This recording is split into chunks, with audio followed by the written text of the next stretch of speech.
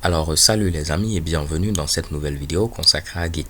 Comme promis, dans cette vidéo on allait voir un peu en pratique l'avantage d'utiliser les branches. Donc à ce niveau là j'ai eu à regarder ce qu'on avait eu précédemment, donc une page d'accueil, une page about et une page d'aide. Ok, donc là pour la page d'aide c'était tout simplement help. Maintenant ce que vous devez remarquer c'est qu'au niveau de la page d'accueil je me suis trompé. En lieu de place de mettre home, j'ai mis ici home comme ceci en oubliant le E à la fin. Maintenant, supposons qu'on n'a pas vu ceci parce qu'il y avait beaucoup de texte sur la page d'accueil, on n'a pas vu cette erreur-là. Et on nous demande de travailler sur une nouvelle fonctionnalité. Ça peut être par exemple travailler sur l'ajout d'un système d'authentification, ainsi de suite. Mais nous, dans notre cas, on va faire simple, on va se dire que la nouvelle fonctionnalité, c'est l'ajout d'une page de contact. C'est vraiment quelque chose de très très complexe par exemple, ok? Donc normalement, ce qui est recommandé de faire, c'est lorsque l'on souhaite travailler sur une nouvelle fonctionnalité, c'est de créer une branche. Mais nous, on va par exemple le faire directement au niveau de la branche master. Et je vais vous montrer ici les problèmes que vous pouvez rencontrer. Donc là, je vais le faire directement au niveau de ma branche master, ma branche principale. Donc je peux venir au niveau de config, au niveau de route. Je vais rajouter une nouvelle route qui va représenter ici la route menant à la page de contact. Donc je remplace help par tout simplement contact. Donc si on vient au niveau de contact, appelle le contrôleur page et l'action contact. Je viens au niveau de app, je viens au niveau de contrôleur, je viens au niveau de page contrôleur et je vais créer cette action contact comme ceci. Et je rajoute end. Donc normalement, il va venir au niveau de views, au niveau de page, il va rechercher un fichier qui aura pour nom contact.html.irb. Et je vais créer rapidement ce fichier là. Et là, pour faire très simple, on va mettre ici contact. Donc si je viens ici, je fais un petit git statut. Vous voyez que il a eu à voir les modifications qui ont été appliquées. Je peux faire par exemple git diff config route pour voir quelles sont les modifications. On peut voir que j'ai simplement rajouté ici cette ligne contact. De même, je peux faire git diff et je vais voir au niveau de app, ensuite contrôleur, page contrôleur. Il va me dire ce que j'ai eu à rajouter. Et un git diff au niveau de app views. Et je vais faire ici page, ensuite home.html.irb. Et voici les modifications qui ont eu à être appliquées. Maintenant là, on va dire qu'on est toujours en train de travailler sur notre fonctionnalité, on n'a pas vraiment terminé. Et on nous appelle, on nous dit, mais Honoré, essaie de voir la page d'accueil là. On nous a appelé urgemment, on nous a dit qu'il y a une erreur sur la page d'accueil. Ok? Essaie de changer cela. Donc vous voyez que là, vous avez un petit problème parce que vous êtes en train de travailler sur la nouvelle fonctionnalité et on vous demande d'appliquer une modification qu'on va ensuite peut-être mettre en production, en ligne directement. Donc après on pourra faire un push, que ce soit sur GitHub ou Bitbucket, on va en reparler, mais cela vous permet de faire un push directement ici vers un service tiers. Et on peut avoir au niveau de notre serveur, en fonction du service qu'on utilise, un mécanisme qui détecte les pushs et automatiquement qui met à jour notre système en production. Donc là, je ne sais pas si vous voyez le problème, je vais essayer de reformuler. Là, on n'a pas encore fini de travailler sur la nouvelle fonctionnalité qui consiste à rajouter la page de contact. Et on nous appelle, on nous dit ici de modifier ici l'erreur qu'on a au niveau de la page d'accueil. Donc là, ce que vous pouvez faire, c'est par exemple modifier ceci. Et au niveau de votre git add, vous allez rajouter simplement le fichier qui représente la page d'accueil à votre car. Et vous allez utiliser après le commit pour dire que je vais appliquer simplement cette modification là. Mais là c'est parce que c'est quelque chose de très simple à ce niveau. Mais si vous avez eu à modifier plein de fichiers ainsi de suite, il se peut même que dans l'ajout de la nouvelle fonctionnalité vous ayez modifié la page d'accueil, ça va devenir très ambigu.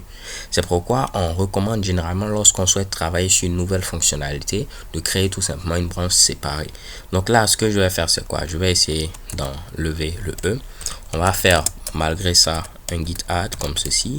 Ensuite on va faire notre git commit.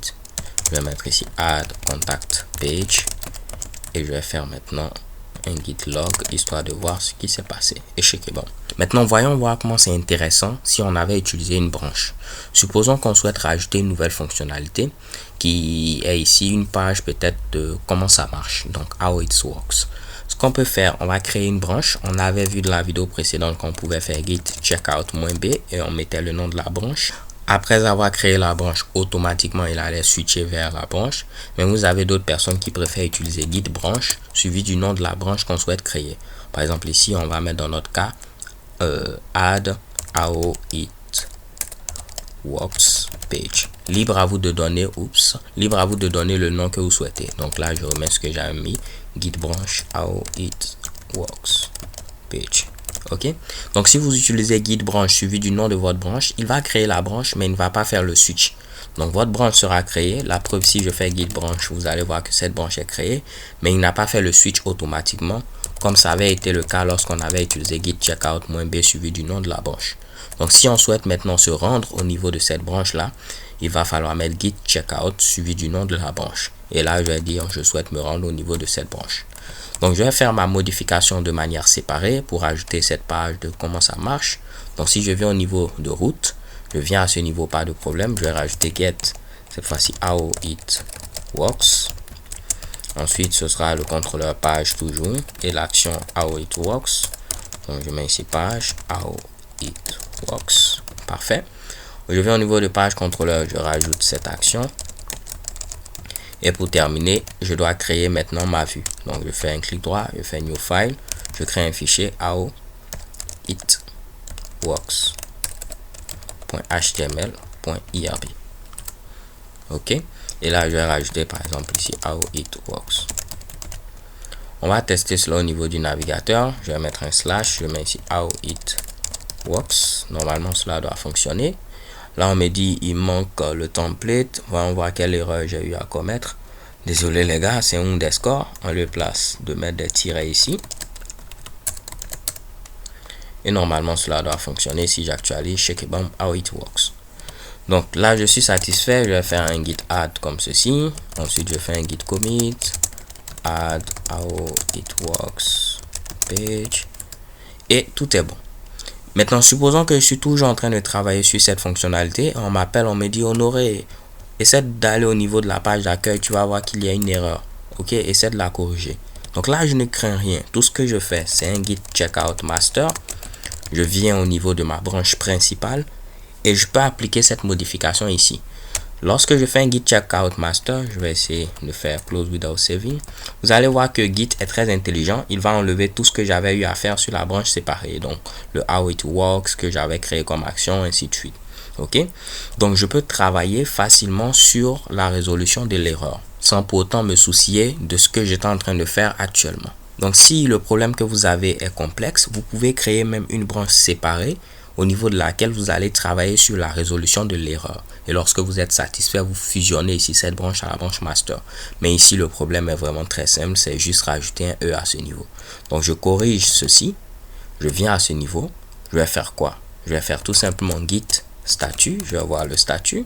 Ensuite, je fais git add-a, je fais un git commit, je vais mettre ici fix typo in homepage, c'est-à-dire résolution de la petite erreur qu'il y avait sur la page d'accueil. Et si je fais git log, normalement mon commit est là.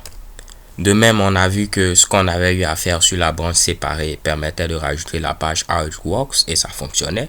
Donc je suis satisfait. Je peux faire un git merge pour fusionner maintenant mes deux branches. Et la branche c'était how it works. Ok, je valide. On me demande d'entrer un message et tout. Là, je vais laisser ce qui est là par défaut. Et vous voyez que mon merge a été appliqué. Ok, très souvent, on ne va même pas vous demander de mettre un message. Si vous faites git merge, automatiquement, il va fusionner. Dans une autre vidéo, je vais vous montrer un peu les problèmes, les conflits que vous pouvez avoir lorsque vous souhaitez appliquer des fusions. Parce qu'il se peut que vous ayez des problèmes de temps à autre. Ok, mais c'est pas vraiment compliqué à résoudre. Donc là, si je fais maintenant mon git log, vous allez voir que tous mes commits sont présents. How it works page, ainsi de suite. Et de même, tout ce que j'avais eu à faire pour ajouter cette page là, how it works fonctionne, mon erreur est également corrigée, ainsi de suite. Si je viens ici, j'actualise, cela fonctionne. Et également ma nouvelle fonctionnalité qui consistait à rajouter la page d'accueil fonctionne également. Ok, donc les gars, il y a vraiment plein de commandes. Si vous faites git comme cela, vous allez voir plein de commandes, mais la majorité des développeurs, même les développeurs professionnels, ils ne connaissent que quelques-unes de ces commandes qui vous permettent de faire les opérations de base. Ajouter des fichiers au staging area, faire un commit, annuler un commit, essayer de voir la différence qu'il y a eu après modification, et ainsi de suite. On n'a pas vraiment de connaître toutes ces commandes-là. Avec simplement 10% des commandes, vous pourrez faire de grands exploits avec Git. Cela prouve encore à quel point Git est vraiment très puissant. Ok, donc c'est tout pour cette vidéo. J'espère que cela vous a permis de comprendre un peu en pratique l'utilité des branches. N'hésitez pas à les utiliser. Je vous donne rendez-vous à la vidéo suivante où pourquoi pas nous allons parler ici des alias Git. So thank you guys for watching. Don't forget to subscribe and have a nice day. Peace.